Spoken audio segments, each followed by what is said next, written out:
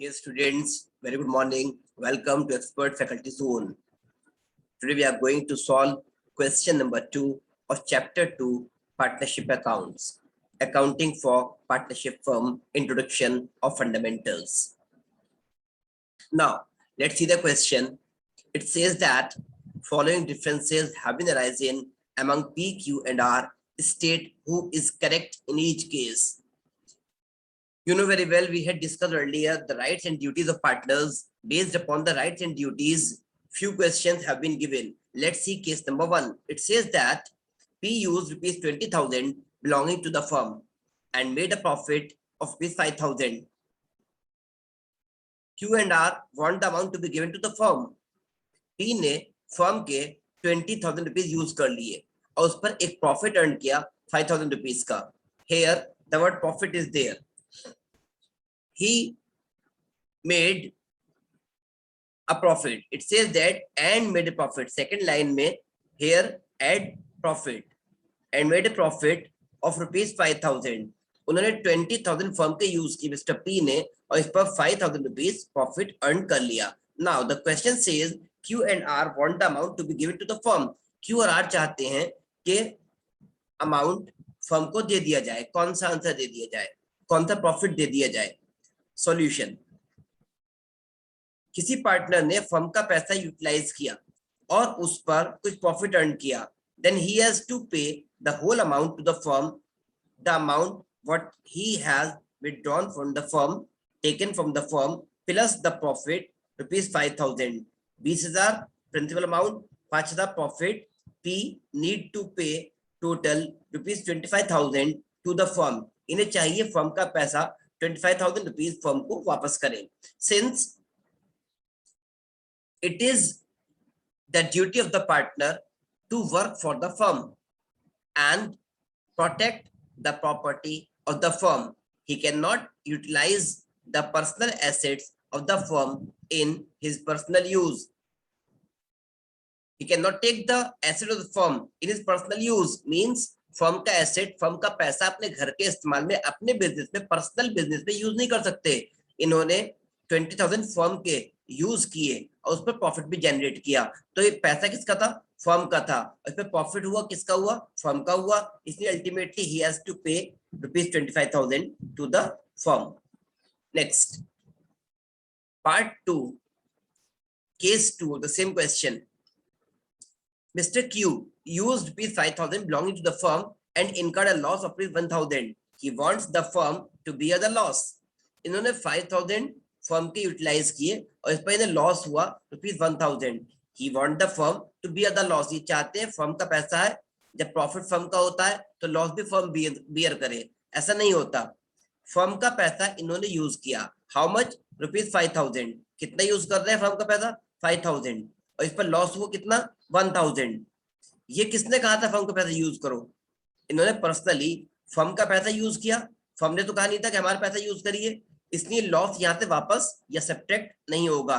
He need to pay rupees 5,000 to the firm. Firm will not bear any loss.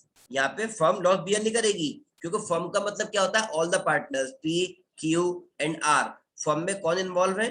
3 partner है, P, Q and R. अगर firm loss incur करती है, loss bear करती है, तो यहाँ पर अल्टीमेटली लॉस किसने बियर किया? पी, क्यू, आर, 3 लोगों ने बियर किया. जबकि मिस्टर क्यू ने पैसा यूज किया था. पी और आर की तो कोई गलती है ही नहीं यहाँ पर, क्योंकि फर्म का लॉस नहीं है सारे पार्टनर बियर करें. ये क्यू का पर्सनल लॉस है. मिस्टर क्यू ने बिजनेस किया एंड ही इनकर्ड लॉसेज. तो ये गलती क्यू की है. इन्होंने गलत कोई डिसीजन ली होगी, इन्होंने मिस हैंडल किया होगा, इन्होंने बिजनेस को इफेक्टिवली मैनेज रन नहीं किया होगा. व्हाटएवर, ये इनका हेडेक है, फर्म का हेडेक नहीं है. Firm will not beer his personal loss. इसलिए फर्म को अपना पैसा वापस चाहिए. सो ही need to pay 5,000 back to the firm. Case 3 of question number 2. P and Q want to purchase goods from A Limited. R does not agree.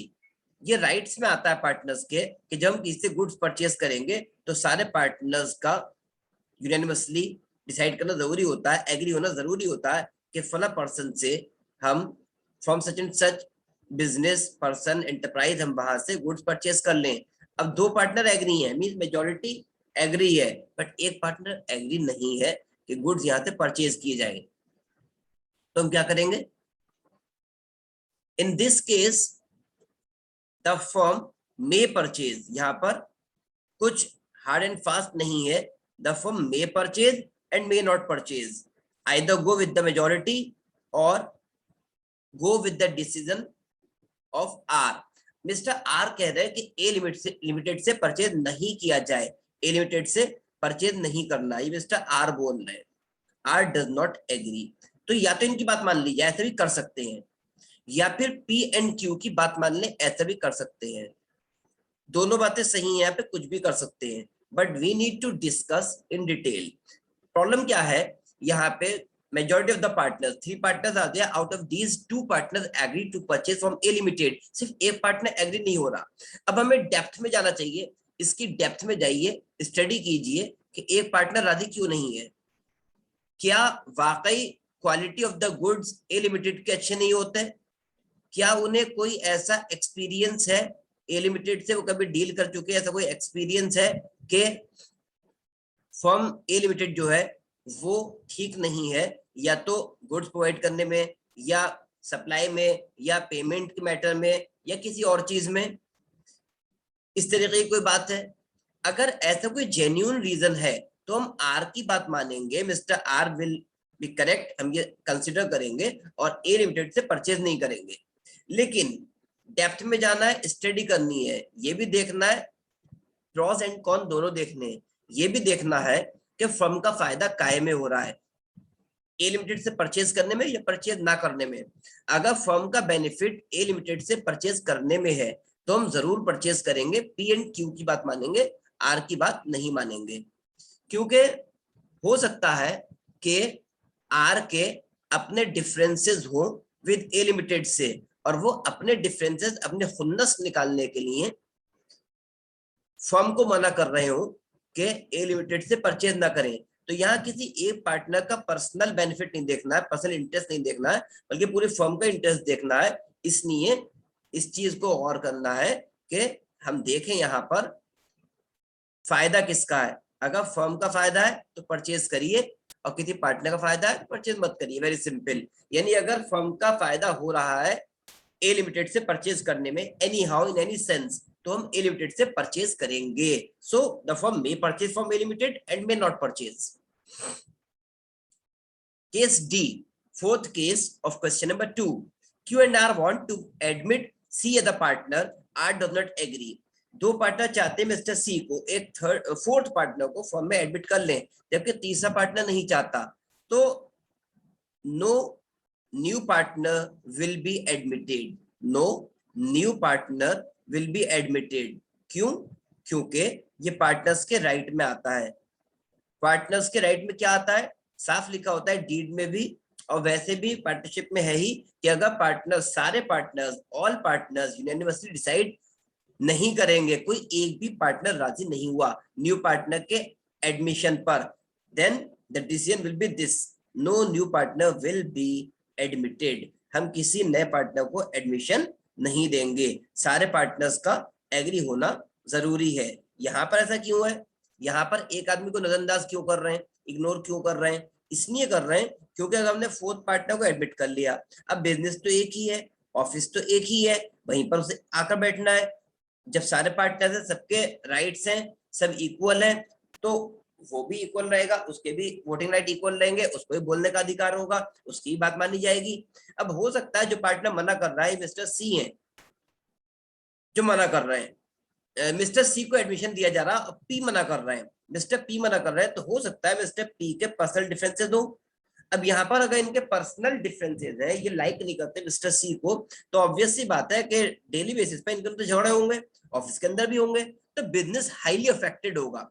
इनके personal differences से business affected होता है, बिजनेस की वर्किंग खराब हो सकती है, business का सेल वॉल्यूम डाउन हो सकता है, बिजनेस की प्रोडक्टिविटी खराब हो सकती है, बिजनेस की इमेज गुडविल मार्केट में खराब हो सकती है। इसलिए हम पी की बात मानेंगे, सी को एडमिशन ही नहीं देंगे, हम ऐसा रिस्क ही नहीं लेंगे कि हमारा बिजनेस affected हो।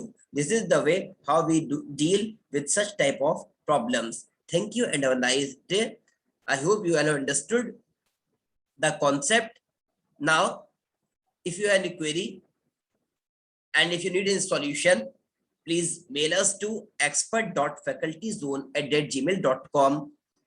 We'll wait for you, discuss your problems, and study well for examinations, for your sessionals, and mail us for the solutions. Thank you and have a nice day.